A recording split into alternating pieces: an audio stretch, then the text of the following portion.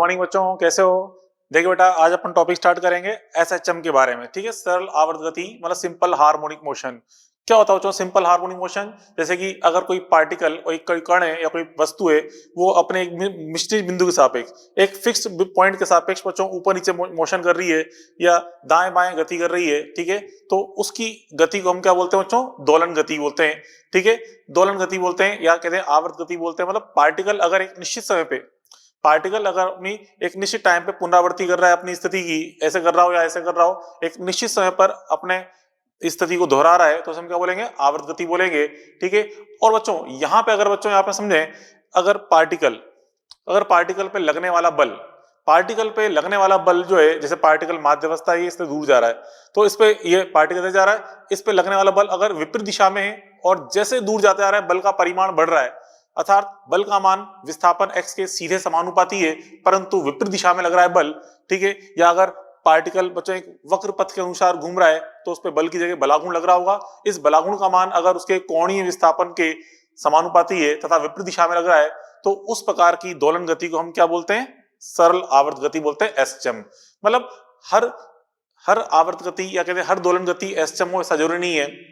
हर दोलन गति एक एसएचएम हो ऐसा कोई जरूरी नहीं है। केवल वही वाली दोलन गतियां एसएचएम होती है जिनमें पिंड पर लगने वाला बल या बलागुण उस कण के विस्थापन या कहते हैं कोणीय विस्थापन के समानुपाती होता है तथा विपरीत दिशा में लगता है। ठीक है, कोई चीज अपन देख रहे हैं वह दोलन गति जिसमें पिंड पर लगने वाला बल या बलागुण माध्यावस्था से विस्थापन थीटा या कोणीय विस्थापन थीटा के समानुपाती होता है तथा विपरीत दिशा में लगता है। जैसे इसकी एग्जांपल अपन देखें बच्चों, स्प्रिंग पेंडुलम, और एक यहाँ पे ये बता दिया अपने सिंपल पेंडुलम।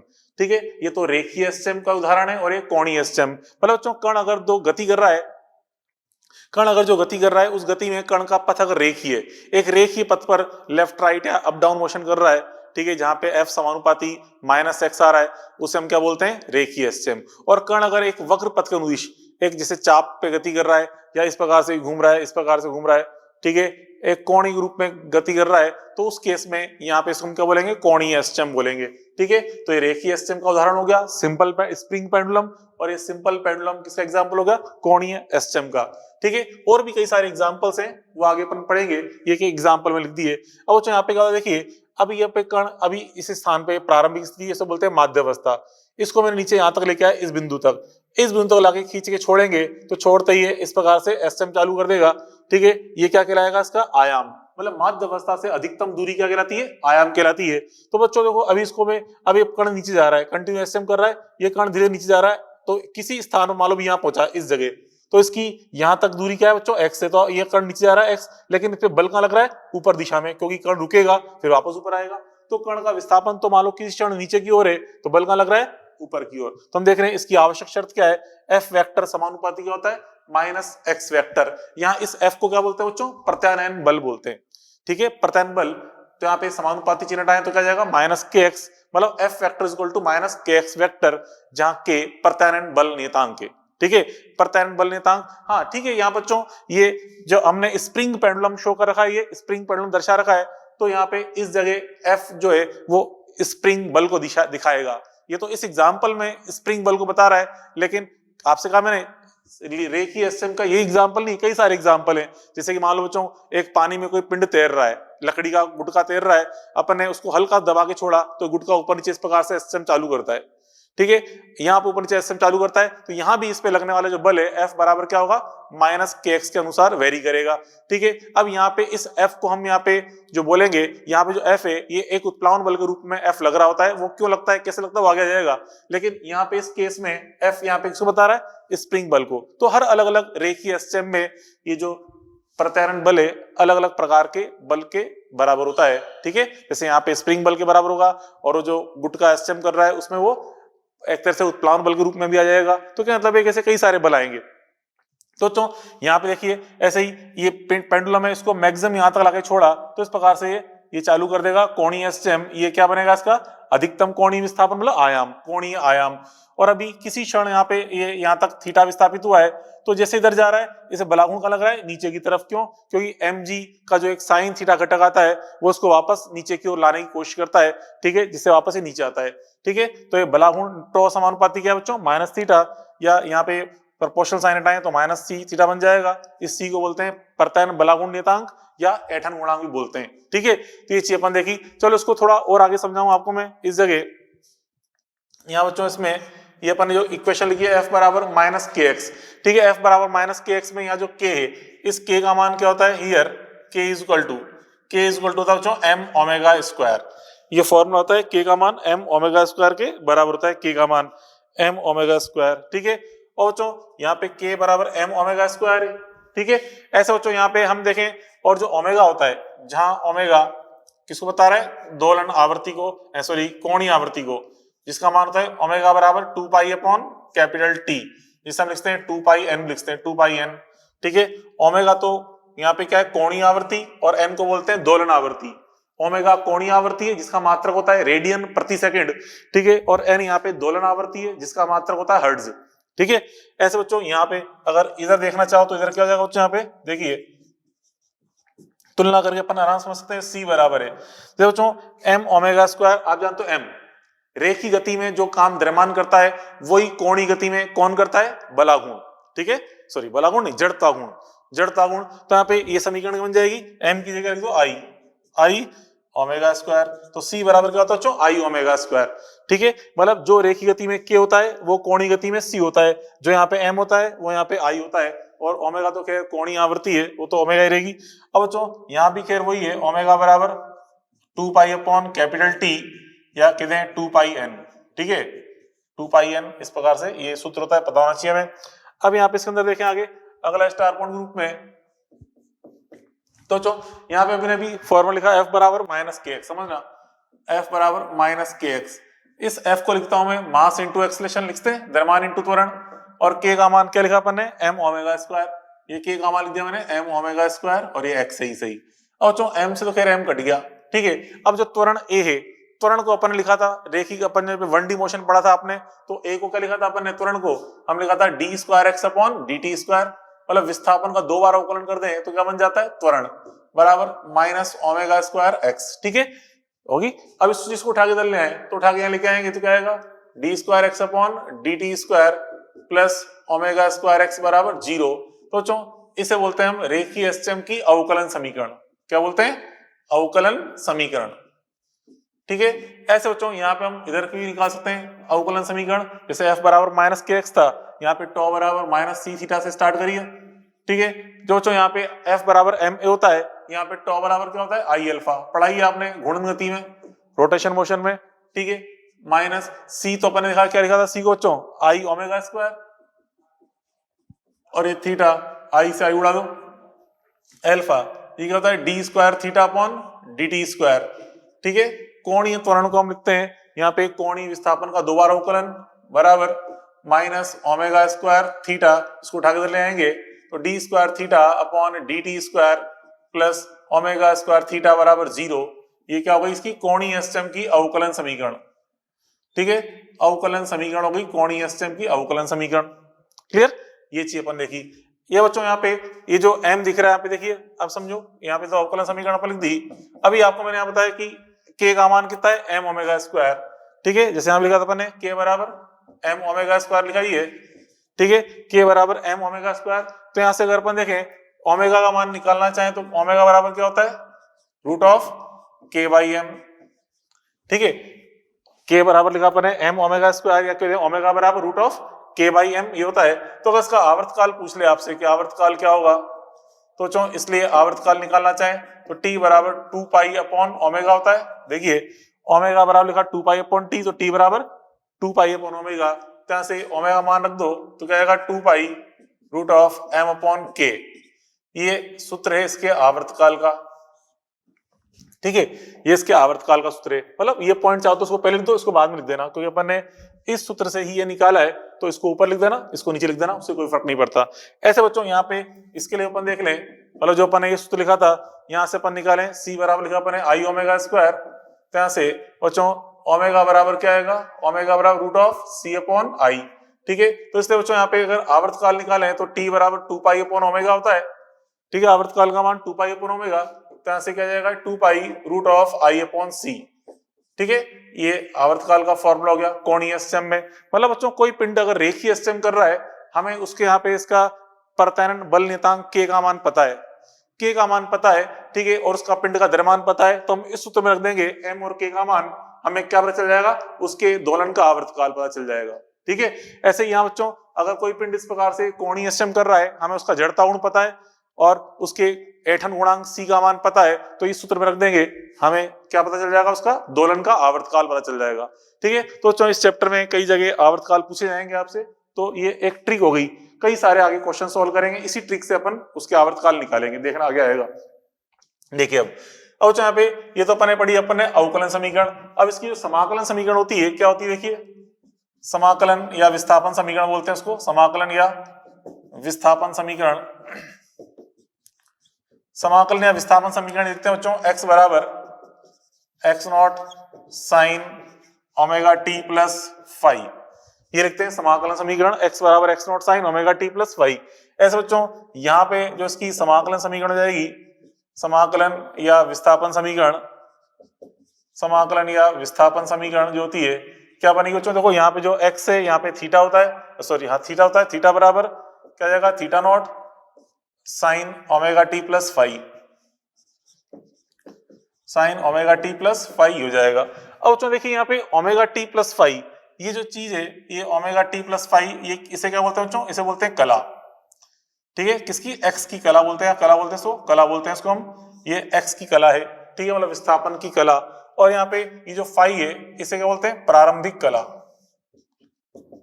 प्रारंभिक कला। अब बच्चों यहाँ पे ये कला एक्चुअल में है क्या चीज, कला बताती क्या है, कला बताती है कि कण, कला बच्चों क्या दर्शाती है, कण की स्थिति, वेग या वेग की दिशा इत्यादि की जानकारी में देती है, मतलब कण जो एस्टेम कर रहा है, कण एस्टेम कर रहा है, किस प्रकार से एस्टेम कर रहा है, मतलब कहां से इसने एस्टेम स्टार्ट किया है, किस तरह से एस्टेम कर रहा है, उन सभी की जानकारी हमें देती है कला। तो बच्चों देखो यहाँ पे कला एक्चुअल में क्या है, देखिए यहाँ पे गौर से देखें, यहाँ पे साइन के अंदर लिखा हुआ है ये कोष्टक, हम जानते हैं साइन के अंदर क्या होता है, एंगल होता है, ये sine 90 degree, sine 40 degree, sine 30 degree, तो ये साइन के अंदर एक कोष्टक है, अर्थात ये एंगल है। कला कुछ नहीं है, एक कोण होता है, कला क्या होता है बच्चों, एंगल मतलब कोण।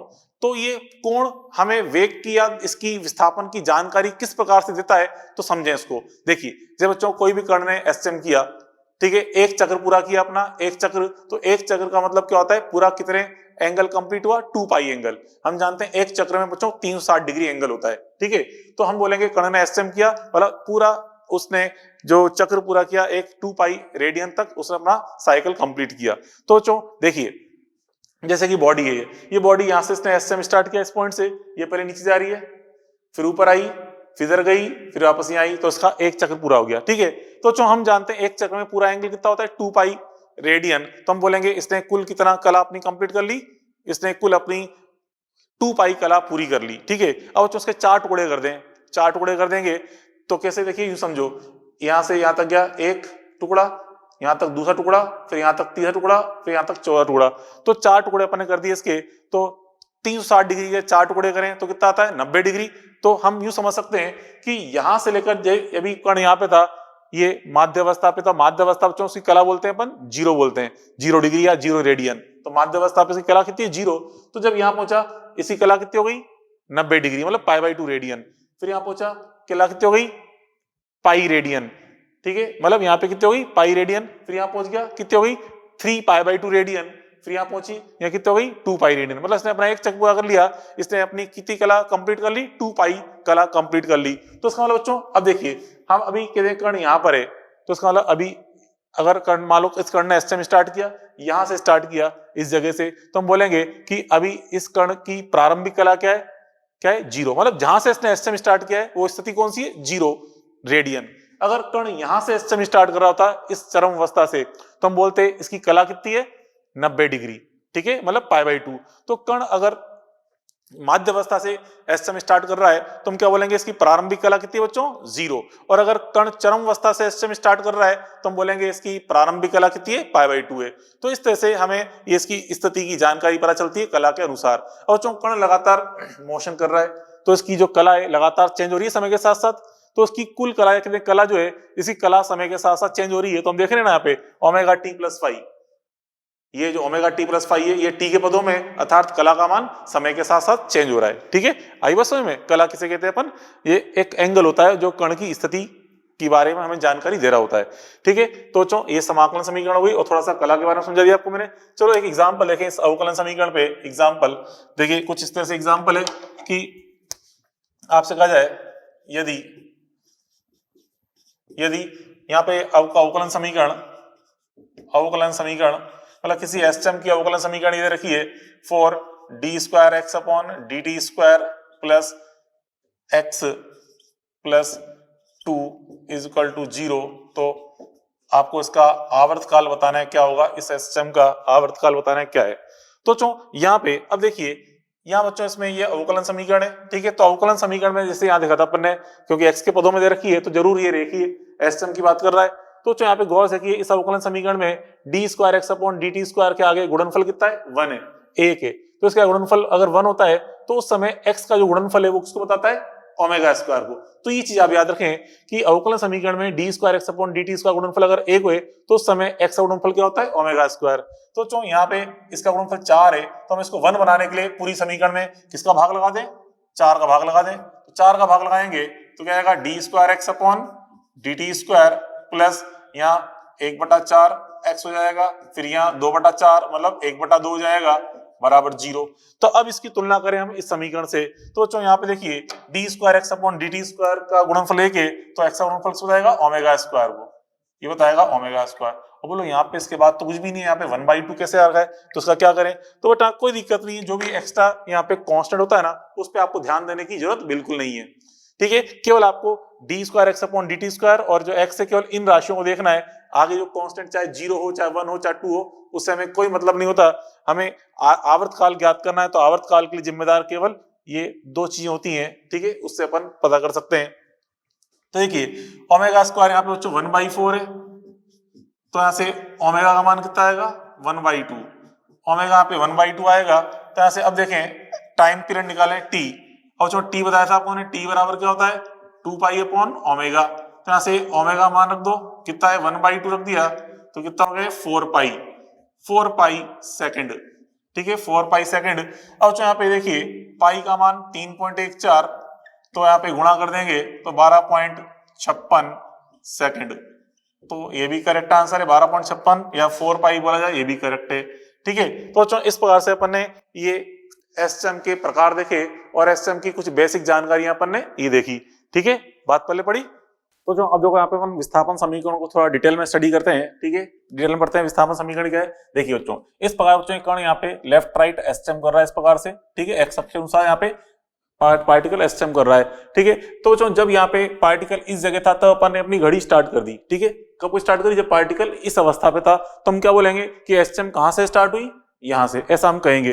पार्टिकल तो भले ऑक्सीलेट कर रहा है कंटिन्यू, कोई दिक्कत नहीं है। जिस समय हम अपनी घड़ी स्टार्ट कर रहे हैं, ठीक है, तो हम बोलते हैं कि पार्टिकल ने एसएम स्टार्ट करी, ऐसा कहा जाता है। ठीक है, तो इस समय अपन ने अपनी घड़ी स्टार्ट कर दी जब पार्टिकल यहाँ था। ठीक है, तो फिर आगे बच्चों t = 0 पे लोकेशन ही है, फिर t पे यहाँ पहुंच चुका है, इस तरह कंटिन्यू आगे जा रहा है पार्टिकल। ठीक है, तो वही बच्चों इसको हम तुलना कैसे कर सकते हैं कि इस प्रकार बच्चों एक कण वर्ताकार पथ पे गति कर रहा है। ठीक है, वर्ताकार पथ पे गति कर रहा है। अभी t = 0 पे यहाँ था, तब अपन ने इसकी मतलब जब ये पार्टिकल यहाँ था उस समय अपन ने घड़ी स्टार्ट कर दी, तो हम बोलेंगे कि एसएम यहाँ से स्टार्ट हुई है। ठीक है, तो चलो देखो इस पोजीशन को अगर अपन बोले मतलब माध्यावस्था को हम क्या बोलते हैं? मतलब माध्यावस्था मतलब यही पोजीशन, इसे हम क्या बोलते हैं? इसे हम कहते हैं बच्चों कि ये यहाँ पे इसकी कला का मान कितना है? 0 है। माध्यावस्था पे कला कितनी होती है? 0 होती है। यहाँ पे भी कला 0 है। ठीक है, तो बच्चों यहाँ से अब ये इस जगह से अपने पार्टिकल ने अपनी एसएम स्टार्ट करी है, तो इस समय जो एंगल होगा इसका कला कोण होगा, इसे हम क्या बोलेंगे? प्रारंभिक कला। मतलब t बराबर 0 पे यहाँ पर है, मतलब 0 डिग्री की तुलना में भी यहाँ पहुंच चुका है इस जगह, तो इस स्थिति को हम क्या बोलेंगे? इसकी प्रारंभिक कला। मतलब यहाँ पे अपने घड़ी स्टार्ट करी जब पार्टिकल यहाँ था फाई एंगल पे। उसके बच्चों फिर आगे कंटिन्यू थीटा, आगे पार्टिकल आगे जाता गया, यहाँ पार्टिकल आ रहा है इस जगह, तो t समय में यहाँ पहुंच चुका है, तो t समय में ये एंगल कितना हो जाएगा इसका? थीटा। मतलब कितना एंगल घूम गया? थीटा एंगल घूम गया। और हम जानते हैं angle theta is equal to क्या होता है? Omega into t. तो ये इसकी एंगल थीटा की वैल्यू क्या होगी? ओमेगा इंटू टी हो गई। ठीक है, तो पार्टिकल यहाँ पे अब कंटिन्यू आगे चल रहा है और ये ओमेगा कोणीय चाल से घूम रहा है। तो अभी देखिए ये पार्टिकल यहाँ पे, तो इसका अगर मैं यहाँ पे प्रक्षेप ले, मतलब घटक ले अपन, देखिए यहाँ बच्चों ये कुल एंगल कितना है, थीटा प्लस फाई दिख रहा है, थीटा प्लस फाई है। इसका मैं इधर घटक करूं, ये लंबाई ए है बच्चों, इस त्रिज्या की लंबाई ए है, इसका मैं इधर घटक करूं तो आएगा घटक वाई आएगा, और इस वाई घटक का मान क्या होगा बच्चों, ए कॉस थीटा प्लस फाई, क्योंकि कुल एंगल कितना बच्चों, थीटा है। इस कुल एंगल का मान कितना है, थीटा प्लस फाई, और हम जानते हैं जिस तरफ एंगल होता है उधर कॉस घटक बनता है, तो इधर आएगा ए कॉस थीटा प्लस फाई, और इधर आएगा ए साइन थीटा प्लस फाई, मतलब ये वाला जो एक्स घटक है ये कितना आएगा, तो एक्स घटक का मान ए साइन थीटा प्लस फाई। तो लिखा अपन एक्स अक्ष पर प्रक्षेप, प्रक्षेप के लो या छाया के लें या बच्चों इसका प्रभावी मान के लिए, तो एक्स बराबर क्या है, a sine omega t plus phi, ठीक है, मतलब थीटा प्लस फाई मतलब ओमेगा टी प्लस फाई, और यहाँ पे वाई अक्ष प्रक्षेप a cos theta plus phi means omega t plus y, इस तरह अपन समझ सकते हैं, ठीक है। तो पार्टिकल बच्चों कहां से एसएम स्टार्ट कर रहा है, इसका मतलब क्या होता है कि पार्टिकल तो एसएम कर रहा था पहले से भले ही, लेकिन अपने घड़ी कब स्टार्ट करी, जब हमने घड़ी स्टार्ट करी, जहां से हमने घड़ी स्टार्ट की है पार्टिकल जहां पे था उसको हम बोलेंगे प्रारंभिक स्थिति, मतलब यहां से एसएम स्टार्ट हुई होगी, ऐसा कहा जाता है, ठीक है। तो बच्चों देखो यदि एसएम माध्य स्थिति से स्टार्ट हो, मतलब कण जब माध्य पे था तो अपनी क्लॉक को स्टार्ट किया, तो समय फाई कितना रखेंगे, जीरो, क्योंकि हम देखें अगर t इक्वल टू जीरो वाली स्थिति पार्टिकल यहां होता तो फाई का मान कितना बनेगा, जीरो, मतलब प्रारंभिक कला क्या आएगी, जीरो, तो इस समीकरण में फाई का मान जीरो रख देंगे, ठीक है। तो फाई जीरो रखते ही ए एक्स बराबर क्या हो जाएगा, ए साइन थीटा हो जाएगा, यहाँ पे मतलब ए साइन ओमेगा टी हो जाएगा, ठीक है, a sine omega T means A sine omega t बनेगा, मतलब कुछ नहीं किया मैंने, यहाँ पे फाई का मान जीरो रख दिया, तो एक्स बराबर क्या आ गया, ए साइन ओमेगा टी आ गया। ऐसे बच्चों यदि चरम स्थिति से स्टार्ट हो, ऐसे चरम से स्टार्ट हो रही है मींस पार्टिकल, ये पार्टिकल यहाँ पे मतलब इस जगह, इस पोजीशन पे, इस जगह t इक्वल टू जीरो कहा गया है, तो फाई का मान कितना आ जाएगा, 90 डिग्री, मतलब पाई बाई 2 जाएगा। तो यहाँ पे क्या आ जाएगा, इस जगह फाई का मान कितना रखना है, पाई बाई 2, तो x equal to a sine omega t plus pi by 2 लिखेंगे, और जो sine omega t plus pi by 2 क्या होता है, कॉस ओमेगा टी होता है, ठीक है, a sine omega t plus pi by 2 cos omega t. तो ये चीज आपको पता होना चाहिए, ऐसे 2-3 जानकारियां हैं दे रखी है, ये पता होनी चाहिए सारी चीजें, मतलब sign omega t plus pi by 2 है तो कॉस ओमेगा टी लिखते हैं, और अगर साइन ओमेगा टी प्लस पाई है तो उसको माइनस साइन ओमेगा टी लिखते हैं, और जो यहाँ पे sign omega t plus 3 pi by 2 है तो माइनस कॉस ओमेगा टी के रूप में लिखते हैं इसको, और अगर ये से लिखा हुआ है मतलब लिखा हुआ है a sine omega t plus b cos omega t, इसको हम क्या लिखते हैं, root of a square plus b square sine omega t plus tan inverse b upon है। तो ये चीज आपको पता होनी चाहिए, आगे कई जगह काम में आती है, ठीक है। अब चलो इस पे एक दो क्वेश्चन अपन देखें। देखिए अब आपसे कह रहा है कि यहाँ पे इसमें यदि एसएम एक्स बराबर ए बाई 2 से स्टार्ट हो, मतलब हमने अपनी घड़ी कब स्टार्ट करी, जब पार्टिकल एक्स बराबर ए बाई 2 पे से गुजर रहा था तो अपनी घड़ी स्टार्ट करी, तो उस एसएम की इक्वेशन क्या होगी, और यहाँ पे आवर्त काल बता रहा है 6.28 सेकंड है। तो चलो यहाँ पे देखिए सॉल्यूशन इसका अपन समझे, हम जानते हैं समीकरण क्या होती है, x बराबर यहाँ पे a sine omega t plus, क्योंकि x की बारे जानकारी देखिए तो ये सोचेंगे x बराबर a sine omega t plus five, ठीक है। तो यहाँ पे x का मान कितना दे रखा है, a बाई 2, ये लो a बाई 2 रख दिया, a बाई 2 बराबर a साइन, अब जो ये प्रारंभिक याद रखिए प्रारंभिक स्थिति देखी है, x बराबर a बाई 2 से स्टार्ट हो रही है, मतलब ये स्थिति जो है ये क्या बच्चों, ये आपको t बराबर 0 पर स्थिति है, t बराबर 0, स्टार्ट का मतलब ही क्या होता है, स्टार्ट का मतलब होता है t बराबर 0 पर स्थिति, ठीक है। तो t बराबर 0 पर स्थिति, यहाँ पे t का मान 0 रख दिया प्लस 5, तो चलो अब देखिए a से a कट जाएगा, कितना है 1/2, किस एंगल पे साइन का मान 1/2 होता है, किस एंगल पे साइन का मान 1/2 होता है बच्चों, हम जानते हैं ये होता है 30 डिग्री पे, मतलब 5 बराबर क्या हो जाएगा 30 डिग्री, या कहते हैं पाई बाई 3 पाई बाई 6, ठीक है, कितना हो जाएगा बच्चों, पाई बाई 6 हो जाएगा, 5 का मान ये होगा पाई बाई 6। अब बच्चों यहाँ पे ओमेगा देखें, ओमेगा कितना है, ओमेगा इक्वल टू आप जानते हो फॉर्मूला होता है 2 पाई अपॉन कैपिटल टी, ये थोड़ी देर पहले समझाया था। तो बच्चों 2 पाई अपॉन टी का मान हमने रखा है 6.28 सेकंड, 6.28 सेकंड, ठीक है। अब बच्चों यहाँ पे पाई का मान आप जानते हैं 3.14, ये रख दिया 3.14 होता है पाई, और नीचे 6.28, तो यहाँ पे ऊपर भी 6.28 नीचे भी 6.28 कट के कितना आ गया 1। तो बच्चों हमें पता चल गया फाई का मान पाई बाई 6 है, ओमेगा का मान 1 है। अब इस समीकरण में रख दें तो हम देखते हैं, अतः समीकरण क्या हो जाएगी, अतः समीकरण x बराबर a साइन ओमेगा का मान रख दिया मैंने 1, ठीक है, t प्लस फाई का मान रख दिया पाई बाई 6, ये आ जाएगा आंसर, ठीक है, ये आंसर आएगा। अब यहाँ पे 1 को लिखो चाहे मत लो, क्योंकि गुणा में 1 आ रहा है तो कोई फर्क नहीं पड़ता, चाहे 1 को शो करे या नहीं करे, तो a sine t plus pi by 6 ये इसका आंसर आ जाएगा, ठीक है। चलो अगला एग्जांपल देखो बच्चों, अगला क्वेश्चन, ये काफी अच्छा क्वेश्चन, ध्यान समझना बच्चों इसको भी, अगर दो क्वेश्चन भी दोनों क्वेश्चन अच्छे। देखिए यहाँ बच्चों इस प्रकार से चित्रानुसार दो एसएम का ए ओमेगा समान है, मतलब दो एसएम है, दोनों का आयाम भी समान है, दोनों की कोणीय आवृत्ति भी समान दे रखी है, ठीक है, तो हमें इनके बीच कलांतर बताना है। मतलब यूं कहा जा रहा है बच्चों कि अभी पार्टिकल का ये चित्रीय स्थिति है, ये पार्टिकल इधर जा रहा है, उसी समय पार्टिकल ये वाला इधर जा रहा था, तो इन दोनों कणों के बीच में, इन दोनों पार्टिकल के एसएम के बीच में हमें कलांतर बताना है। तो बच्चों देखिए यहाँ पे आई मान लो t बराबर 0 पे स्थिति है, ठीक है, पार्टिकल इस प्रकार से जा रहे हैं, t बराबर 0 पे ये स्थिति हमें दर्शा रखी है, तो अपन कह सकते हैं कि माना दी गई स्थिति t बराबर 0 पर है, दी गई स्थिति t बराबर 0 पर है, ठीक है, मान लिया अपने t बराबर 0 पर स्थिति है कि हमारी मर्जी हम कभी भी क्लॉक स्टार्ट करें अपनी, तो t बराबर 0 पर ये दोनों की स्थिति समझा रखी ये है, ठीक है। और दोनों कहां पर बच्चों, a/2 पे, कितनी दूरी पे, x बराबर प्लस a/2 पे, क्योंकि यहाँ पे इस माध्यावस्था की दाईं ओर है तो प्लस a/2 बोल लेंगे, और बाईं ओर होते तो माइनस a/2 बोल लेते। तो यहाँ से हम देखें यहाँ पे x बराबर a sine omega t plus phi अपन जानते हैं, तो यहाँ पे x का मान रखेंगे प्लस a/2, कि दोनों यहाँ पे प्लस a/2 पर हैं, तो a साइन 0 प्लस फाई, यहाँ से a से a कट गया, तो जो यहाँ पे फाई के दो मान आएंगे, देखो यहाँ पे क्या है 1/2 बराबर साइन फाई। अब यहाँ पे देखो ये वाला कण तो इधर जा रहा है, तो इसके लिए तो फाई कितना जाएगा, फाई 1 का मान तो जाएगा यहाँ पे ये π/3 प्लस π/6, जैसे यहाँ पे आया था π/6 वो आ गया।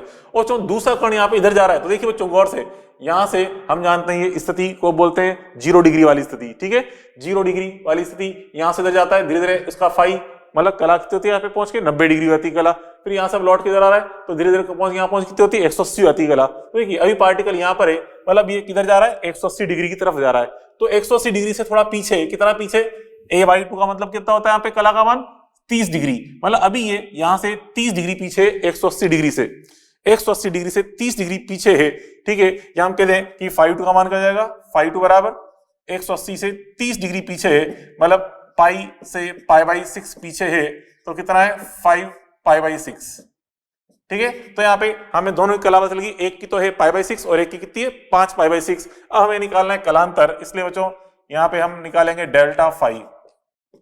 अब डेल्टा फाई निकाले, चाहे φ1 माइनस φ2 कर दो, चाहे φ2 माइनस φ1, जो आपकी इच्छा हो, कुछ भी कर सकते हैं। जैसे यहाँ पे अपन ने कर लेते, मान लो φ2 माइनस φ1 कर रहा हूँ, जरूरी नहीं कि अपन φ1 माइनस φ2 करें, φ2 जो आपकी इच्छा हो। तो यहाँ से देखिए φ2 में से φ1 माइनस करेंगे तो 5 π/6 में से π/6 माइनस करिए, तो हो जाएगा ये 5 π/6 माइनस π/6, ये हो जाएगा 4 π/6 मीन्स 2 π/3, ये हो जाएगा 2 π/3, इसका आंसर हो जाएगा 2 π/3, ठीक है, क्लियर। चलो अगला क्वेश्चन देखिए बच्चों क्या है।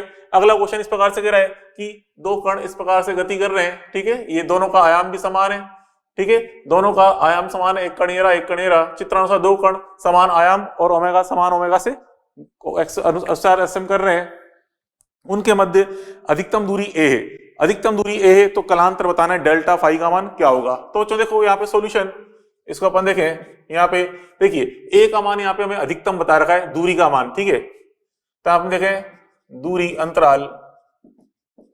अंतराल बराबर a बराबर हमें मैक्सिमम दे रखी है, मतलब दूरी अंतराल अधिकतम है। तो यहाँ पे बच्चों दूरी अंतराल अधिकतम है, तो इसलिए बच्चों यहाँ पे अतः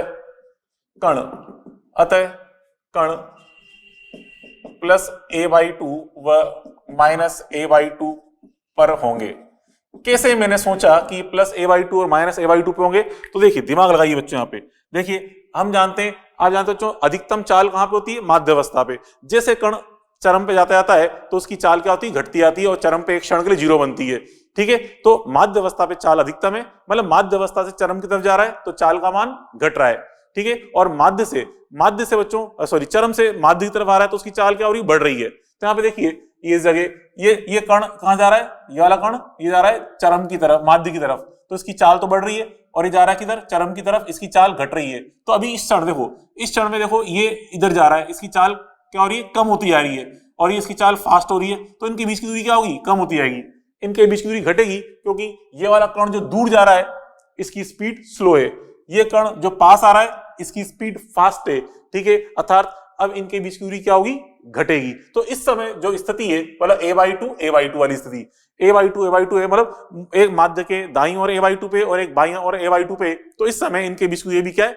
अधिकतम है। उसके बाद समय बीतेगा तो वो एक कण इनके बीच की दूरी अंतराल घटेगी, क्योंकि जो चरम की तरफ जा रहा है उसकी स्पीड स्लो होती जा रही है, और जो माध्य की तरफ आ रहा है उसकी स्पीड फास्ट होती जा रही है। तो अभी इस समय इनकी मतलब दूरी अंतराल अधिकतम है, जो कि आगे समय के साथ फिर घटेगा। तो आप देखें इस समय, तो अब बच्चों यहाँ पे देखिए, अब यहाँ पे दी स्थिति है, मान लो t बराबर 0 पे, माना दी गई स्थिति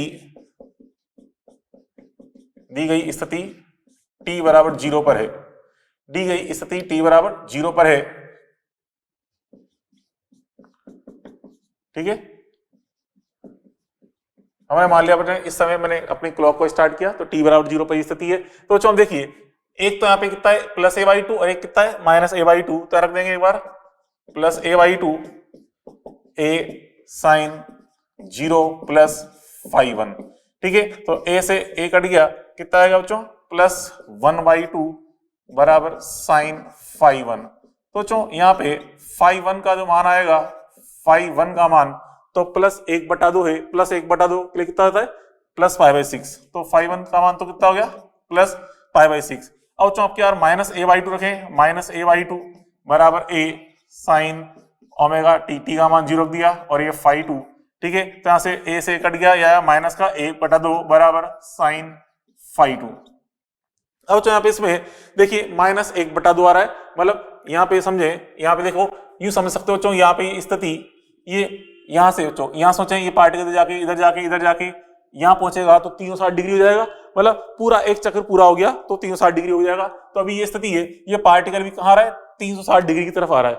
ये स्थिति को अगर अपन 0 डिग्री वाली स्थिति बोले, इसके सापेक्ष इसके सापेक्ष अपन सोचे तो ये डिग्री क्या कहलाएगी 360 डिग्री वाली स्थिति कहलाएगी। तो बच्चों ये भी कहाँ पहुंचा 360 डिग्री वाली स्थिति पे, कितना दूर है a/2 दूर है, मतलब कितनी कला दूर है यहाँ पे बच्चों 30 डिग्री कला दूर है। तो 360 में से 30 डिग्री गया तो कितना बचा 330 डिग्री, मतलब इसकी कला को अपन यहाँ पे हमने क्या बोला 30 डिग्री कला है, और इसकी कला यहाँ पे 360 में 30 डिग्री कम है, इसका मतलब कला कितनी इसकी 330 डिग्री है, ठीक है। तो यहाँ से फाई 2 का मान अपन देखिए कितना जाएगा, फाई 2 बराबर ये हो जाएगा 330 डिग्री, ठीक है। मतलब यहाँ बोल सकते हैं इसको 11 π/6, 11 π/6 आ जाएगा इसका रिजल्ट, ठीक है। 11 π/6 इसका मान आएगा। अब बच्चों यहाँ पे उसके बाद देखें 11 π/6 देखिए। अब बच्चों फिर एक चीज यूं भी समझ सकते थे बच्चों कि हम जो जानते हैं 360 डिग्री वाली स्थिति है उसे हम 0 डिग्री बोल सकते हैं, क्योंकि एक चक्कर पूरा घूम के 360 पहुंच गया तो वापस कण अपनी 0 डिग्री वाली स्थिति पे पहुंच गया है। तो ये कण 0 डिग्री से कितना पीछे है 30 डिग्री पीछे है, 360 डिग्री से 30 डिग्री पीछे बोल लो, या कहते हैं 0 डिग्री से 30 डिग्री पीछे, तो उसको -30 भी कह सकते हैं। क्या बोल सकते हैं बच्चों -30 बोल सकते हैं, तो उसको -30 भी कह सकते हैं, या -30 डिग्री मतलब -π/6, ठीक है।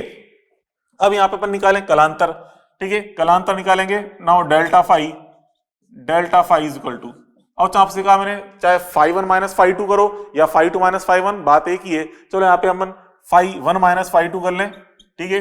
यहाँ मैंने फाई 2 माइनस फाई 1 कर लिया था, या फाई 1 माइनस फाई 2 कर ले, कोई भी कर लो, कोई दिक्कत नहीं है, ठीक है। यहाँ पे देखिए अब यहाँ बच्चों फाई 1 माइनस फाई 2 करेंगे, मतलब π/6 में से हम इसको घटाएंगे तो ये कितना जाएगा बच्चों, ये 5 यहाँ पे देखो ये 11 π/6 है, इसमें से π/6 अगर माइनस किया जाए तो ये बच जाएगा इसके अंदर यहाँ पे 10 π/6, ठीक है। 10 π/6 या हम कह सकते हैं उसको यहाँ पे ये जाएगा, नहीं माइनस करना इसमें से, ठीक है। तो यहाँ पे जब हम माइनस कर रहे हैं कितना माइनस करने पे फाई 1 माइनस फाई 2 कर रहे हैं, तो जाएगा यहाँ पे इसमें माइनस करेंगे π/6 में से इसको, तो जाएगा ये माइनस का 10 π/6 मतलब माइनस ऑफ 5 π/3, माइनस 5 π/3, ठीक है। ये हम कहते हैं या अब इसमें से अगर इसको माइनस करोगे तो ये हो जाएगा π/3, ठीक है, π/3। तो इस प्रकार से अपन ये समझ सकते हैं, ये अपन ने 2-3 क्वेश्चन देख लिए, ठीक है। तो चलो बच्चों आपको इसके बारे में थोड़ा कुछ और समझाऊं आपको मैं। अब बच्चों अगला एग्जांपल अपन देखें, निम्न एसएचएम के आयाम व आवर्ती के मान हमें बताने क्या होंगे। तो चलो देखो आयाम आवर्ती याद करनी है, तो पहले जो दी गई समीकरण है इन समीकरणों को हम शुद्ध रूप से साइन थीटा या कॉस थीटा में कन्वर्ट करेंगे, और वो भी उसकी सिंगल घात के रूप में। साइन या कॉस एक सिंगल साइन या सिंगल कॉस में चेंज करना है, वो भी घात 1 के रूप में आपको चेंज करना होता है। कैसे दोस्तों, उसके बाद अपन आराम से याद कर सकते हैं। तो यहाँ पे हम देखें ये जो क्वेश्चन है इसका सॉल्यूशन देखें।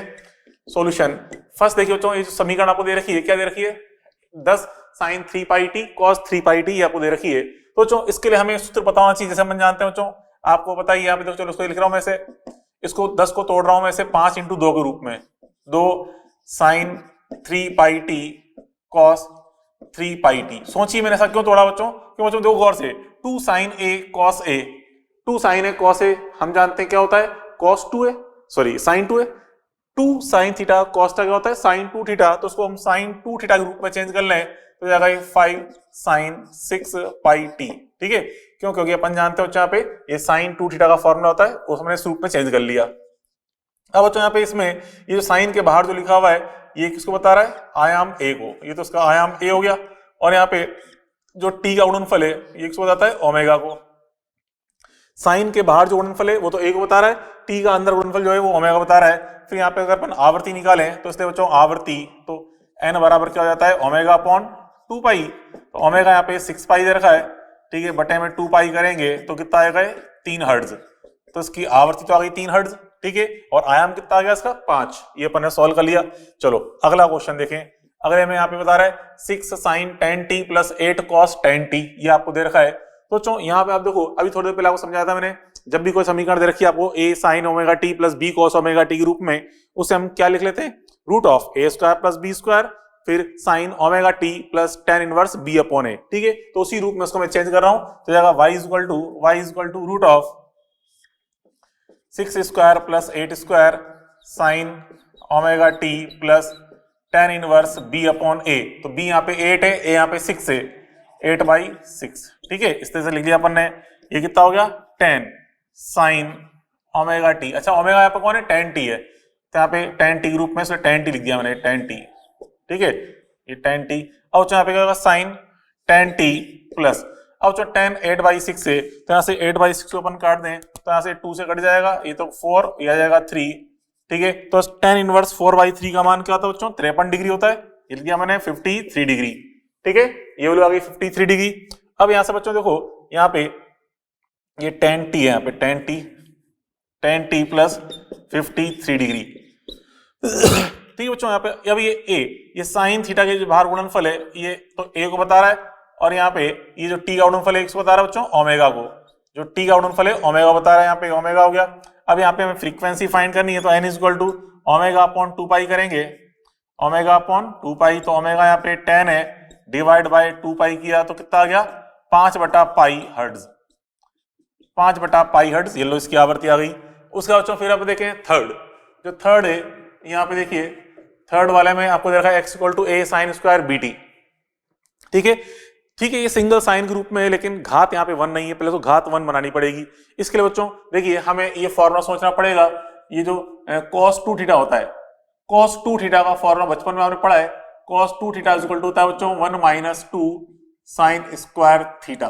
ठीक है, ये होता है। तो यहाँ से अगर मैं साइन थीटा फाइंड करूं तो साइन थीटा का मान, साइन स्क्वायर थीटा का मान क्या आएगा, ये आएगा 1/2 माइनस 1/2 कॉस 2 थीटा, इस रूप में आएगा। ठीक है, तो बच्चों यहाँ पे हम इस सूत्र का उपयोग ले रहे हैं। तो आप बच्चों उसमें देखिए आपको क्या दे रखा है, x इक्वल टू, x का मान दे रखा है a साइन स्क्वायर bt।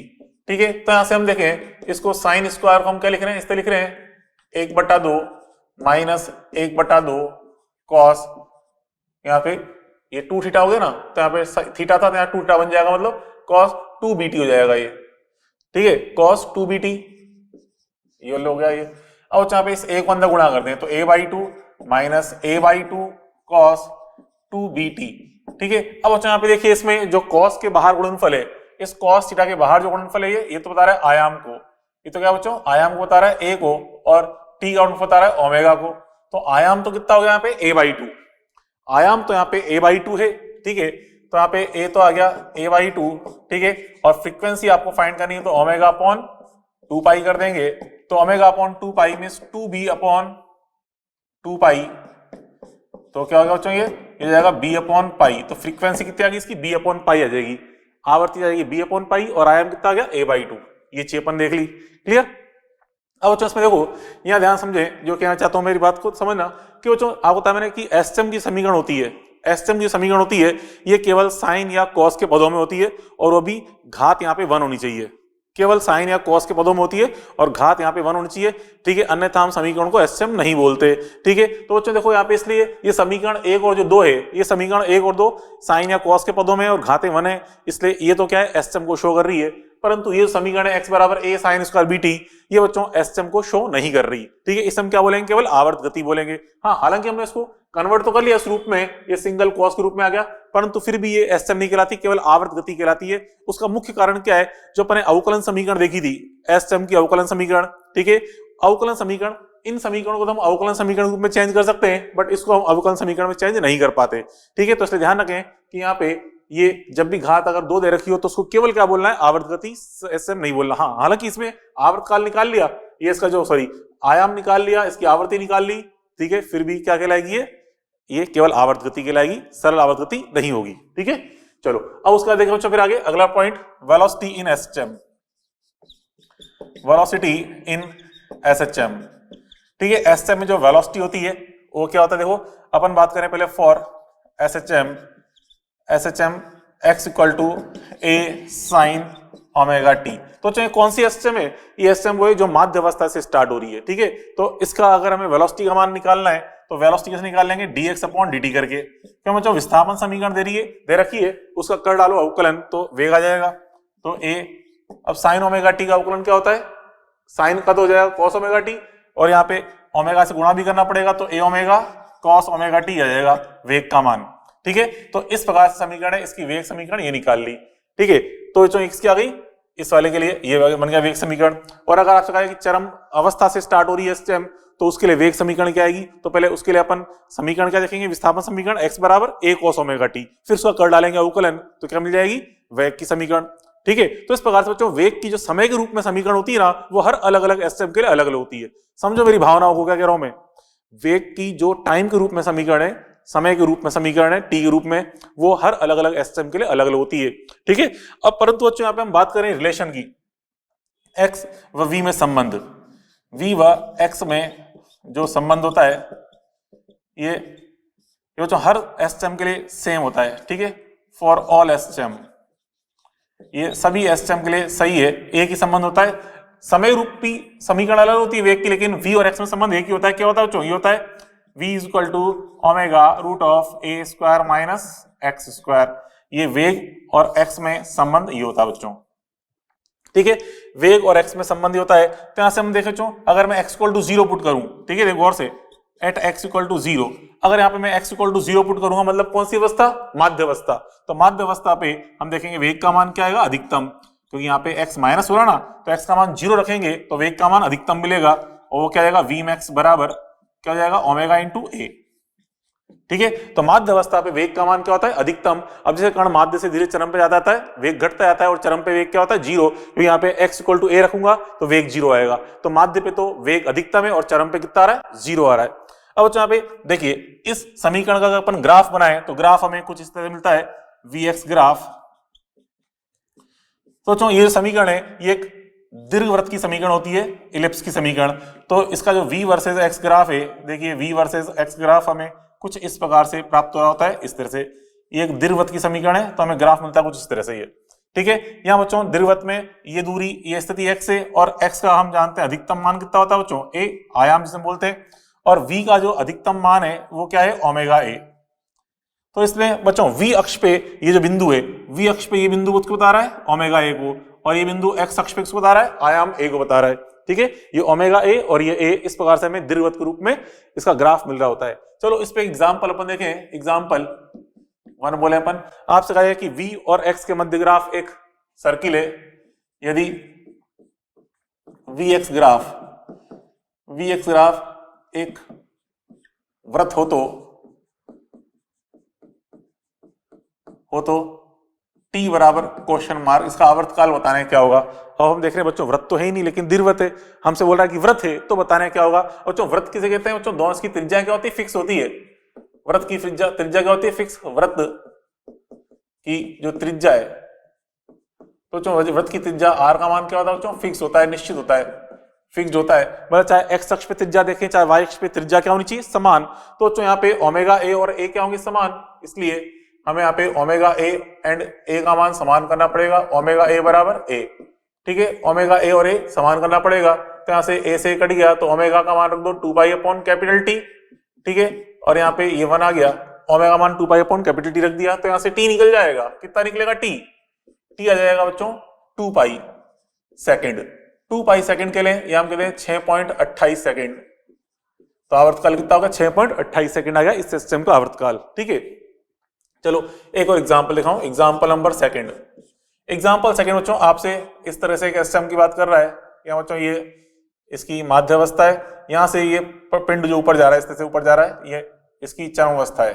ठीक है, और यहाँ पे इस जगह ये एक मध्य में एक बिंदु ले लिया अपन ने, ये बच्चों x बराबर 0 वाली स्थिति है, ये x बराबर a/2 पे पहुंच गया है, ये x बराबर a पर, ये चरम अवस्था है x बराबर a पर।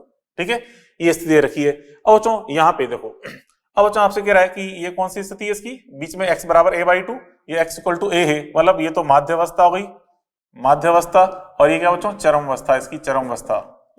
तो हमसे क्वेश्चन में कह रहा है कि यदि आपसे कह रहा है बच्चों कि इसमें यदि 0 से x इक्वल टू 0 से a/2 तक लगा समय t1 तथा a/2 से a तक लगा समय t2 हो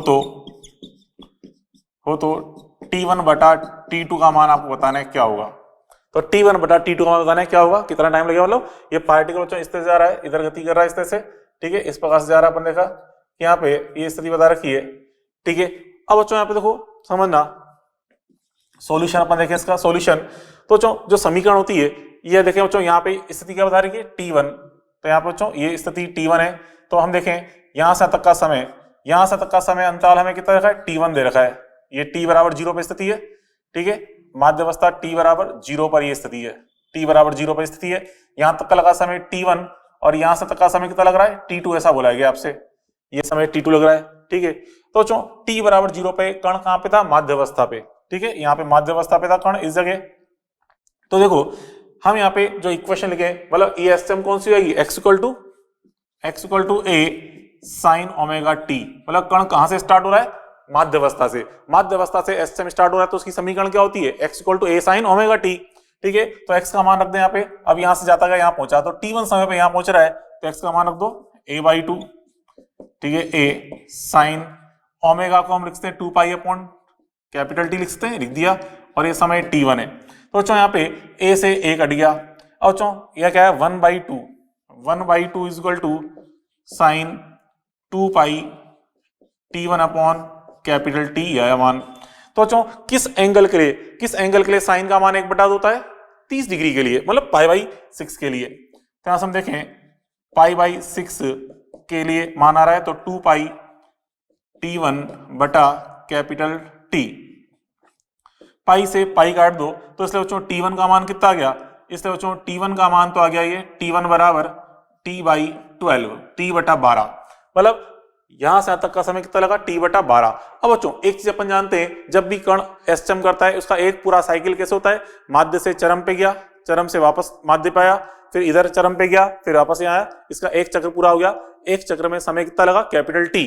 अब बच्चों इसको यहां से तक जाने का समय कितना होता है, 1/4, मतलब यहां से तक का समय t/4, फिर वापस यहाँ तक का समय t/4, फिर यहाँ तक का समय t/4, फिर वापस t/4, सबको जोड़ोगे t बन जाएगा। मतलब मेरी भावना को समझो क्या कह रहा हूं मैं, कि 0 से लेकर मतलब यहां से माध्य से चरम तक जाने का टाइम कितना लग रहा है, t/4, 1/4 आवर्तकाल के बराबर। ठीक है, तो यहां से तक का पूरा समय कितना होता है, कैपिटल t/4, उसमें हमने देख लिया यहां से तक का समय t/12 है, तो t2 का मान कैसे निकाल लेंगे, t/4 में से t1 को माइनस कर दो। ठीक है, अब यहाँ पे देखें नाउ t2 बराबर क्या होगा, t/4 में से माइनस करेंगे t1 को। ठीक है, क्योंकि हम जानते हैं यहां से यहां तक का कुल समय t/4 होता है, तो t/4 में से t/12 को माइनस किया तो आता है t/6 आता है।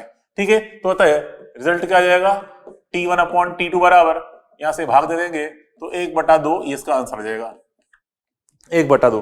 तो समझे बच्चों, t1 अपॉन t2 आ रहा है 1/2, मतलब t2 का मान ज्यादा आ रहा है। ठीक है, तो देखो गौर से, ये दूरी भी कितनी है, a/2, ये दूरी भी a/2 है, दोनों दूरियां a/2 है, परंतु समय अलग अलग लग रहे हैं। कारण क्या है कि हम जानते हैं माध्य अवस्था पे वेग फास्ट होता है, तो जैसे इधर जाता है स्पीड स्लो होती जाती है, स्लो होती है यहाँ पे जीरो आती है। तो स्टार्टिंग में शुरू के आधी दूरी में इसका वेग उच्च होता है, ठीक है, इसलिए ये कम समय के अंदर ये दूरी तय कर लेता है, और आगे जाने पे इसका वेग थोड़ा घट चुका है, इसलिए उतनी ही दूरी तय करने में इसको कुछ ज्यादा समय लग रहा होता है, क्योंकि चाल घट चुकी है इसकी। इसलिए यहाँ पे T1/T2 कितना आ रहा है, 1/2 आ रहा है। ठीक है, चलो अब इस पे अगला एग्जाम्पल देखें। अगला example third, example number third अपन देख रहे हैं। एग्जाम्पल नंबर थर्ड, तो जैसे यहाँ पे आपसे कहा जाए कि यदि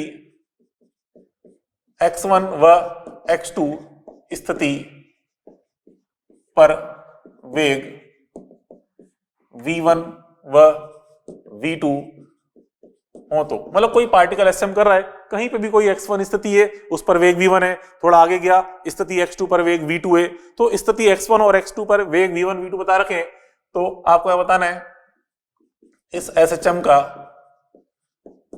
का ए मतलब आयाम, ओमेगा, आवर्तकाल, वी मैक्स, ये सारे मान आपको बताने क्या होंगे। अब बच्चों देखो क्वेश्चन में आपको x1 x2 v1 v2 की जानकारी दे रखी है, मतलब v और x के मध्य जो सूत्र होता है उसका उपयोग करना है।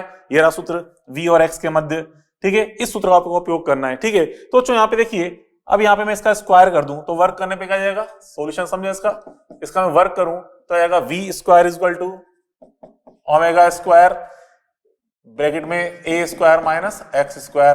ठीक है, अब बच्चों यहाँ पे हमसे बोला है कि x1 स्थिति पर वेग v1 है, तो यहाँ पे मैंने x1 रख दिया, यहाँ v1 रख दिया, और फिर x2 स्थिति पे वेग v2 है, तो अब की बार यहाँ v2 रख देंगे, तो v2 स्क्वायर बराबर omega square a square minus x2 square. ये दो समीकरण हो गई, एक ये और एक ये। ठीक है, बात पहले पड़ी, x1 v1 x2 v2 रख दी अपन ने। अब बच्चों यहाँ पे इन दो समीकरणों में दो अज्ञात राशियां हैं, एक तो a और एक ओमेगा, दो अज्ञात राशियां हैं, तो एक बार यहाँ पे हम इनको डिवाइड करें। देखो बच्चों समीकरण 1/2 करूंगा मैं, इक्वेशन 1 अपॉन इक्वेशन 2, तो डिवाइड करने पे क्या हो जाएगा बच्चों, यहाँ पे ओमेगा स्क्वायर से ओमेगा स्क्वायर कट जाएगा, तो केवल एक ही अज्ञात राशि बची a। तो सोल्व करके यहां से हम a निकालेंगे, तो हम देखते हैं सॉल्व करने पर क्या आता है,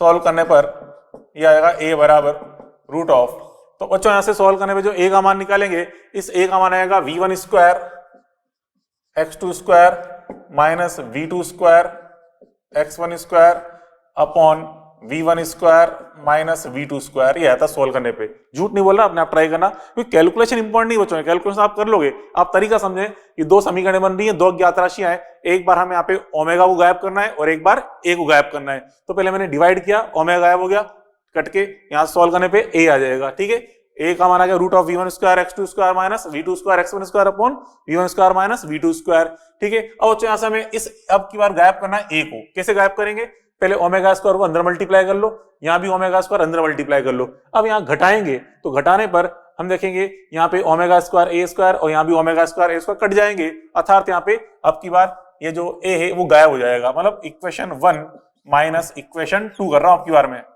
ठीक है, तो अब यहाँ पे सॉल्व करने पे आता, देखिए मैं डायरेक्ट ना, आप तो पूरा ही करना आप सॉल्व करने पर।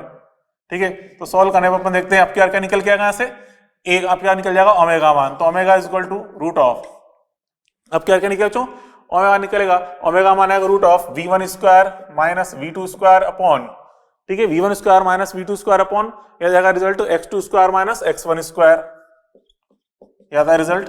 ठीक है, ओमेगा मान root of v1 square minus v2 square upon x2 square minus x1 square, ये रिजल्ट बनता है।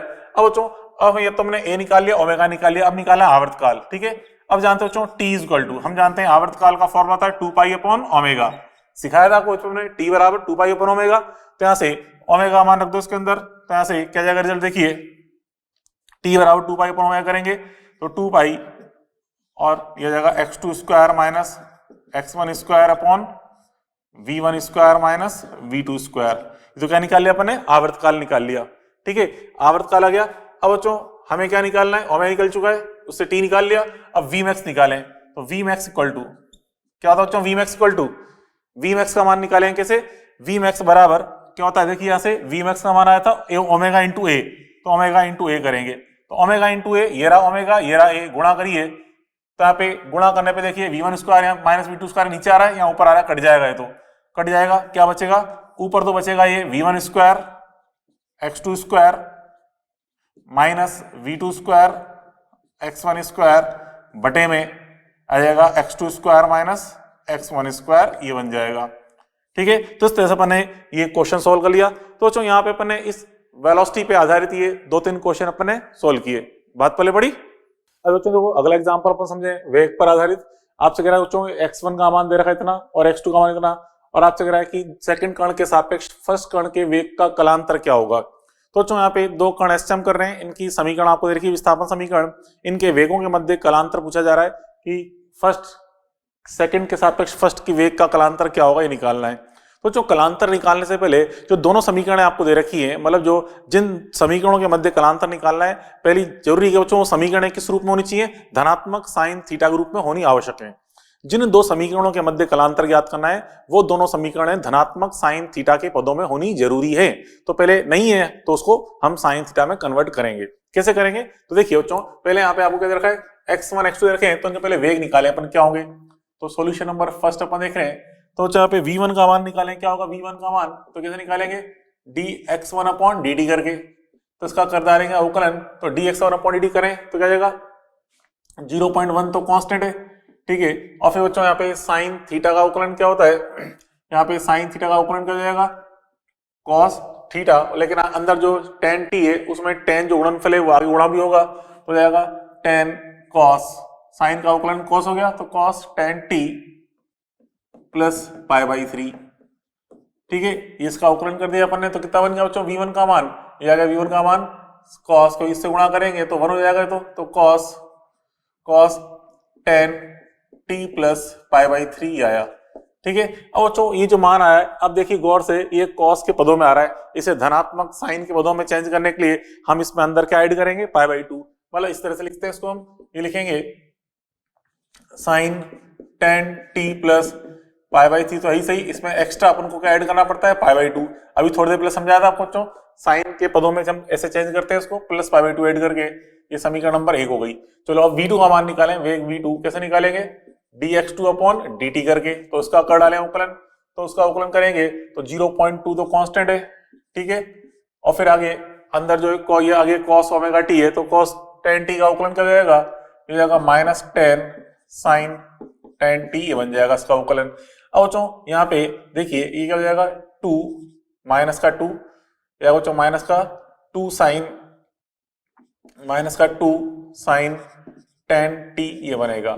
और बच्चों यहाँ पे देखिए ये माइनस साइन थीटा आ रहा है, तो माइनस साइन थीटा को चेंज करें, माइनस साइन थीटा को प्लस साइन थीटा में चेंज करेंगे, तो अब क्या अंदर हमें क्या ऐड करना पड़ेगा, पाई, अंदर हमें पाई ऐड करना पड़ेगा, तो हम इसको लिखेंगे 2 साइन tan t प्लस पाई, ये समीकरण नंबर 2 हो गई। तो बच्चों ये v2 और v1 अपन देखो, ये भी धनात्मक साइन थीटा, ये भी धनात्मक साइन थीटा में आ चुकी है। अब अपन निकालते कलांतर। ठीक है, तो कलांतर हम निकालने के लिए क्या करेंगे बच्चों, क्या निकालना है, हमें डेल्टा फाई निकालना है, किसके मध्य, हमें फर्स्ट सेकंड कण के मध्य निकालना है, मतलब सेकंड और फर्स्ट के बीच किसके सापेक्ष, सेकंड के सापेक्ष। तो जो जिसके सापेक्ष निकालना है उसे माइनस करते हैं, किसके सापेक्ष निकाल रहे हैं, सेकंड के सापेक्ष, तो इसलिए क्या करेंगे 1 माइनस 5/2, कुछ नहीं कहा जाता तो 5 माइनस 5/2 करो या 5 माइनस 5 कोई फर्क नहीं पड़ना, दोनों आंसर करेक्ट होते हैं। जब क्लियर बोल दिया है तो जिसके सापेक्ष बोला उसे माइनस करेंगे। ठीक है, अब जब 5 माइनस 5/2 करें तो हमें देखिए 5 का मान, तो ये रहा, अंदर साइन के अंदर पूरा एंगल लिखा होता है, वो कला होती है इसकी tan t प्लस π/3 प्लस π/2, फिर माइनस, इसके अंदर क्या लिखा हुआ है साइन के अंदर, tan t plus pi, tan t से tan t कट गया, ये कितना है बच्चों, ये तो 60 डिग्री है, π/3 60 डिग्री और ये 90 डिग्री, तो 90 और 60 कितना हो गया 150, और ये 180 है, तो 150 में से 180 माइनस करेंगे तो क्या आएगा माइनस का 30, मतलब माइनस का π/6। ठीक है, माइनस का π/6 आ जाएगा, तो माइनस का π/6 ये आ जाएगा इसका आंसर। ठीक है, माइनस π/6, डेल्टा फाई का मान कितना आ गया, माइनस π/6 आ गया। ठीक है, ये निकाल लिया अपन ने। चलो अब आगे देखें, ये तो अपन ने ये कर लिया फर्स्ट क्वेश्चन, ये तो वेग का कम, बाकी क्वेश्चन बच्चों किसके, त्वरण के। ठीक है, तो अपन एक काम करते हैं, पहले त्वरण सीखते हैं क्या है। तो देखिए यहाँ पर देखें एक्सलेशन इन SHM। अब हम देख रहे हैं बच्चों SHM में त्वरण का मान अपन देख रहे हैं। तो बच्चों पहले हम बात कर रहे हैं किसके लिए, for x equal to a sine omega t, x equal to a sine omega t की बात करें, ये SHM कौन सी है, जो कहां से स्टार्ट होती है, माध्यावस्था से। माध्यावस्था से एसएम स्टार्ट हो रही है, ठीक है। तो इसके लिए अपन को वेग निकालना है, तो वेग कैसे निकालेंगे बच्चों, v इक्वल टू क्या करें, dx अपॉन dt कर डालें इसका अवकलन, तो क्या जाएगा इसका अवकलन जाएगा a omega cos omega T, a omega cos omega T, ठीक है। अब बच्चों यहाँ पे ये तो समीकरण नंबर 1 नाम दे दिया मैंने इस x को।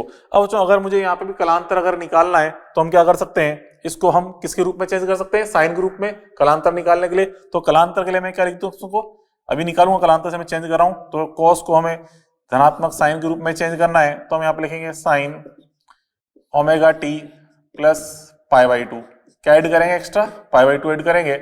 इसको मैंने इक्वेशन नंबर 2 बोल दिया है, इसकी इक्वेशन नंबर 2।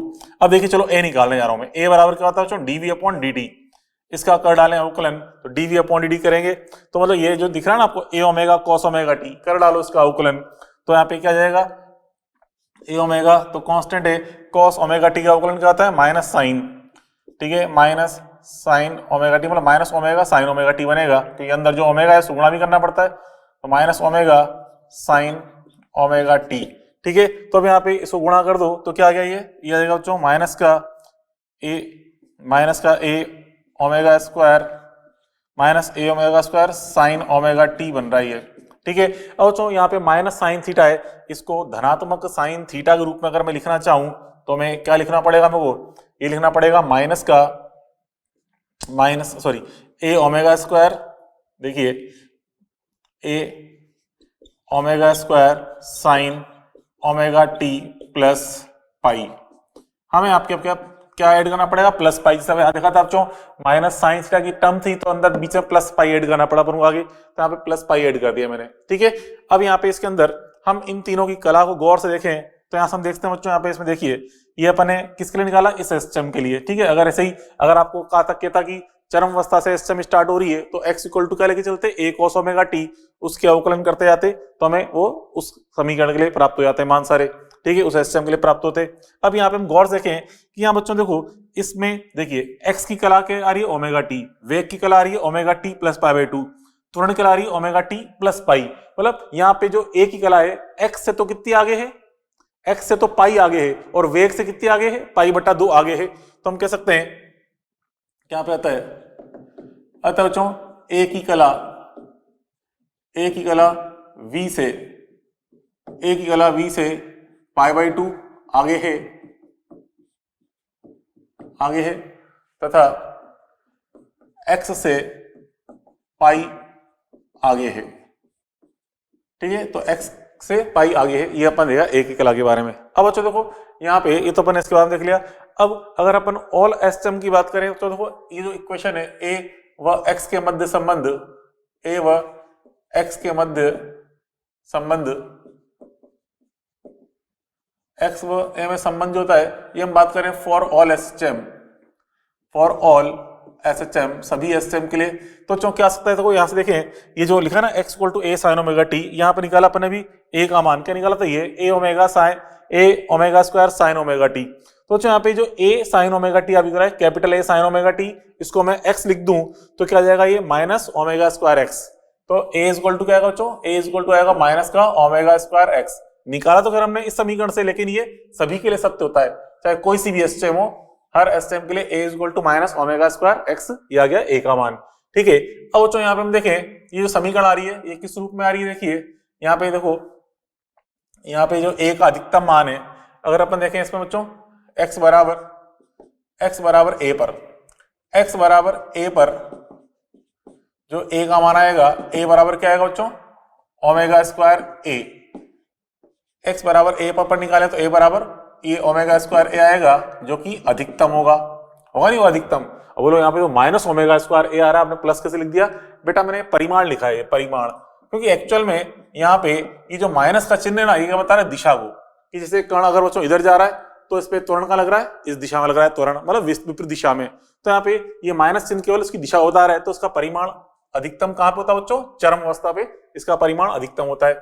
चलो अब यहाँ पे अपन ग्राफ देखें तो यहाँ पे देखो a वर्सेस x ग्राफ अगर अपन देखेंगे, ग्राफ कैसा मिलेगा बच्चों, इस तरह से मिलेगा हमें ग्राफ, यहाँ पे y बराबर mx रूप दिख रहा है बच्चों, यहाँ पे देख रहे हैं y equal to minus mx रूप आपको दिख रहा है, तो ग्राफ कैसा आएगा स्ट्रेट लाइन ग्रुप में, मतलब यहाँ पे अगर मैं a का ग्राफ बना रहा हूँ x के साथ, ठीक है। तो यहाँ पे देखिए स्लोप नेगेटिव रूप में आ रहा है, तो हमें ग्राफ देखेंगे कुछ इस तरह से आएगा ये एंगल, ठीक है। ये ग्राफ कहां तक आएगा बच्चों, प्लस ए से माइनस ए के बीच में, ये बिंदु प्लस ए है, ये बिंदु है माइनस ए, ठीक है। तो ये एंगल कितने बच्चों, थीटा। इस एंगल को अगर मैं थीटा बोल दूं ना, थीटा एंगल, तो यहाँ से टेन थीटा कितना आएगा, टेन थीटा का मान आएगा यहाँ से टेन थीटा बराबर ओमेगा स्क्वायर को शो करेगा। यहाँ पे टेन थीटा किसको शो करेगा, ओमेगा स्क्वायर को, क्योंकि यहाँ पे हम देखें एम जो स्लोप है टेन थीटा एम बराबर क्या आ रहा है, ओमेगा स्क्वायर, मतलब स्लोप यहाँ पे ओमेगा स्क्वायर को शो कर रहा होता है, ठीक है। ये चीज अपन देख ली, क्लियर। ये ग्राफ आ गया। अब बच्चों यहाँ पे इस ग्राफ के बाद अपन कुछ क्वेश्चन चलो देखते हैं इस पे, बाकी के ये second third and fourth question ये त्वरण पे आधारित है। तो एग्जाम्पल नंबर ये जो 2 है इसका सोल्यूशन अपन देखें, सोल्यूशन नंबर सेकंड। तो जो क्वेश्चन सेकंड कह रहा है कि यदि एसएम चरम स्टार्ट हो रही है तो ए वर्सेस एक्स ग्राफ बनाना है, क्या है, ठीक है। अभी तो ए वर्सेस एक्स ग्राफ, ये तो देखो ए वर्सेस एक्स नहीं, ए वर्सेस टी ग्राफ बनाना है, ए का टी के साथ ग्राफ बनाना है, ए का टी के साथ ग्राफ, क्योंकि ए वर्सेस एक्स ग्राफ तो हर एसएम के लिए यही आएगा, चाहे चरम से स्टार्ट हो चाहे माध्य से, ए वर्सेस टी ग्राफ बनाना है। तो अब हम देखें हमें क्या दे रखा है यहाँ पे, given x equal to a cos omega t, ये हमें दे रखा है कि चरम से स्टार्ट हो रही है एसएम, ठीक है। तो x equal to a cos omega t का यूज करेंगे, तो बच्चों पहले इसका करते हैं अवकलन, तो वेग आ जाएगा। तो v equal to d x upon d t करें, तो d x upon d t करने पे क्या जाएगा बच्चों, ये आ जाएगा कॉस का अवकलन माइनस साइन होता है, तो माइनस का a omega sine omega t, minus का a omega sine omega t बनेगा, ठीक है। इसका फिर से अवकलन करें तो a आएगा, तो a बराबर क्या बनेगा, d v upon d t से डी अपॉन डी करेंगे तो क्या आएगा बच्चों, ये माइनस साइन का अवकलन क्या बन जाता है, कॉस होता है, ठीक है। तो आ जाएगा माइनस के प्लस ये सॉरी माइनस का a omega square cos omega T, ठीक है। ये हमने फिर से अवकलन किया, ये आ गया।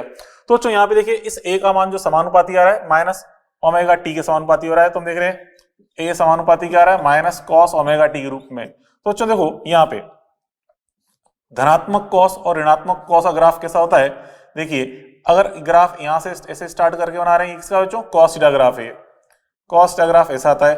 और अगर यहां से प्लस से स्टार्ट हुआ है, उसको माइनस से स्टार्ट करें, माइनस से ऐसे, तो एक सा ग्राफ है माइनस कॉस थीटा ग्राफ है, माइनस कॉस थीटा। तो यहां से हम देख रहे हैं ए का graph minus cos omega t के समानुपाती है, तो आंसर ये वाला आएगा, मतलब इस तरह से। तो यहां से हम देखें ये जो ग्राफ बनेगा, ए का ग्राफ बना रहे हैं टी के साथ, तो ग्राफ बनना है कुछ इस तरह से, ये ग्राफ बनेगा इस तरह से, ये शेप आएगी।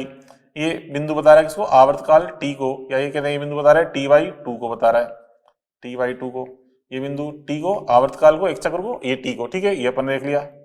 अब जो यहाँ पे ये बिंदु और ये बिंदु बताएंगे अधिकतम और न्यूनतम त्वरण, मतलब अधिकतम त्वरण के परिमाण कितना है, कहाँ पे, यहाँ तो आएगा मान आएगा ओमेगा स्क्वायर ए, क्योंकि परिमाण तो हम जानते हैं ओमेगा स्क्वायर ए होता है, ये प्लस ओमेगा स्क्वायर ए, ये जाएगा माइनस ओमेगा स्क्वायर ए, ये आ गया, ठीक है। तो इसका आंसर आ गया, ठीक है। इस तरह अपन ने देख लिया, इसका आंसर बन जाएगा, ये ग्राफ बनना है।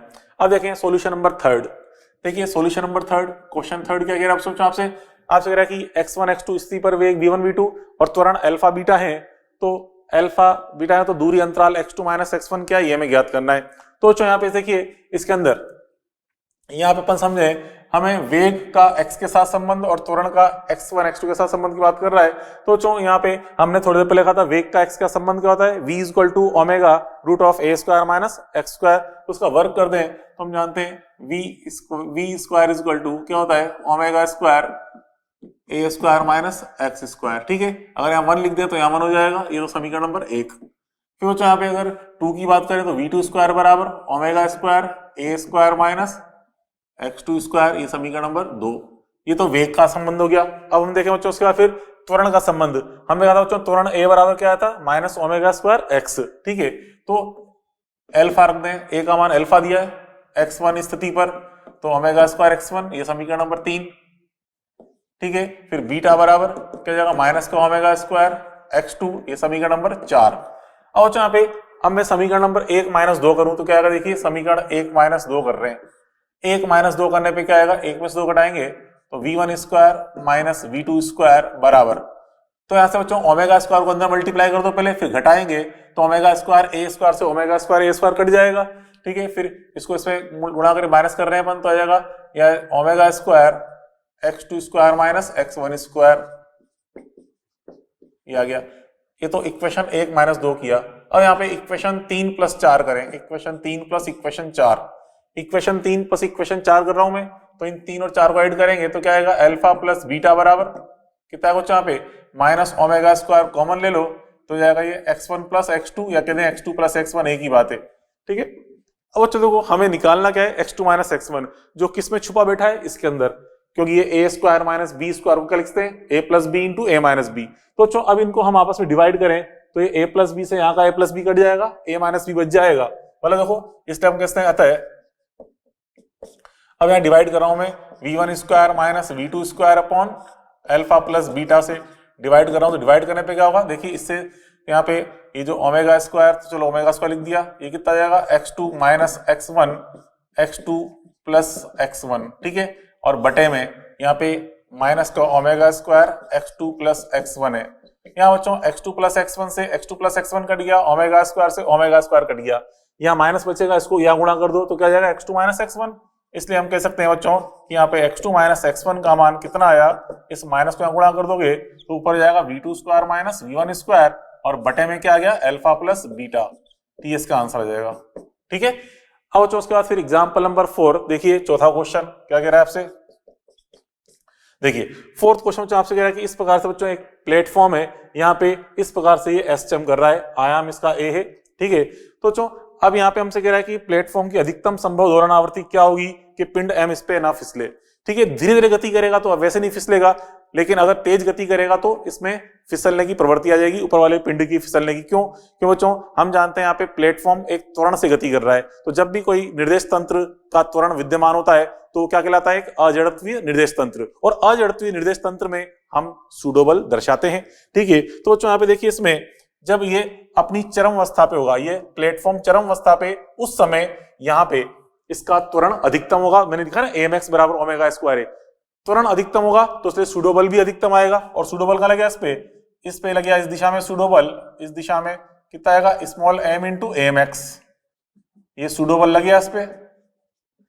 जो कि अधिकतम होगा। क्यों, क्योंकि ए का मान अधिकतम है तो सूडोबल भी अधिकतम है, इसलिए बच्चों इसके फिसलने की प्रवृत्ति भी अधिकतम आएगी। क्योंकि बच्चों ये कहां फिसलेगा, उस तरफ फिसलेगा, तो उस पे फ्रिक्शन फोर्स कहां लगेगा बच्चों, फिसलने की विपरीत दिशा में, अर्थात इस पे फ्रिक्शन फोर्स की दिशा आएगी इस तरफ ही है। और बच्चों जस्ट फिसलने की बात कर रहे हैं, ठीक फिसलना प्रारंभ होने वाली की बात कर रहे हैं, तो हम यहाँ पे क्या दर्शाएंगे, एफएल सीमांत घर्षण, क्योंकि यहाँ पे अधिकतम बल लग रहा है तो अधिकतम घर्षण बल आएगा, सीमांत घर्षण बल एफएल, ठीक है। अब बच्चों यहाँ पे हम देखते हैं इसमें जो mg बल लगता है, कहाँ लगता है, नीचे क्यों लगता है mg बल, तो इस पे जो नॉर्मल एक्शन आएगा कहाँ आएगा, n ऊपर की तरफ, ये अभिलंब प्रतिक्रिया बल, ठीक है, नॉर्मल एक्शन अपर आएगा। तो चलो अब इसको सोल्व करें बच्चों, यहाँ पे हम देख रहे हैं इसके फिसलने की प्रवृत्ति अधिकतम कहाँ पे आ रही है बच्चों, चरम अवस्था पे, ठीक है। तो हम कहते हैं चरम स्थिति पर फिसलने की प्रवृत्ति मैक्सिमम होगी, अधिकतम होगी, फिसलने की प्रवृत्ति अधिकतम होगी, ठीक है। तो अब यहाँ पे हम देखें बच्चों, साम्य अवस्था में देखें, साम्य अवस्था में मतलब इक्विलिब्रियम कंडीशन में अपन देखें तो यहाँ से जो एफ एल है इसको बैलेंस करें किससे, एम इंटू एम एक्स से, ठीक है, सूडोबल से।